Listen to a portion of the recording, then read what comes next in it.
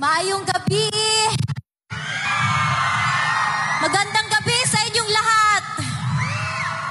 Sa mga hindi pa nakakakilala sa akin, ako si Veronica Kitty Duterte, bunsong anak ni Pangulong Rodrigo Roa Duterte! Unang-una, gusto kong magpasalamat sa lahat ng dumalo ngayong gabi. Salamat sa walang sawang pagmamahal at pagsuporta nyo kay PRRD, sa amin na pamilya niya at sa Duterte.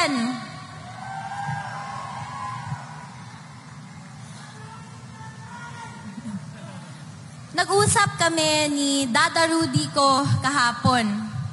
Sabi niya sa akin, ay sobrang proud siya sa akin at ipagpatuloy ko lang daw ito.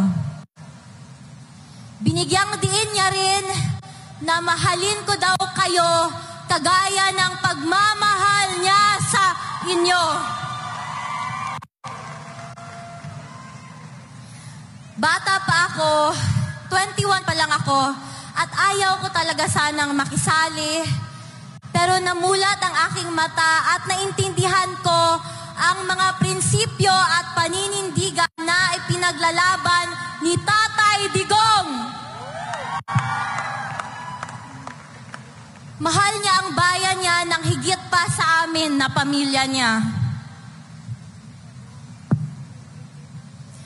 May kasabihan na the only thing necessary for evil to triumph is for good men to do nothing. Ito ang nangyayari sa Pilipinas ngayon. Walang tumatayo para ipaglaban kung anong tama. Mga kababayan, mga kabataan, magboto tayo ng tama. Magboto tayo ng may puso para sa pagserbisyo. Ngayong eleksyon sa May 12, 2025.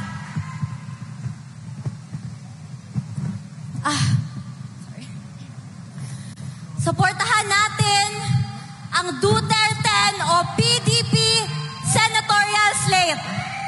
Huwag natin silang kalimutan, mga kababayan.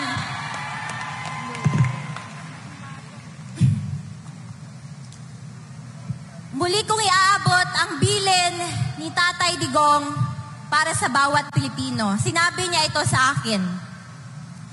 Do good. Fight for your country and fight for what is right. Sabi niya, huwag kayong mag-alala because this is not forever. God will intervene. And He sends His love to all the Filipino people. Daghang salamat!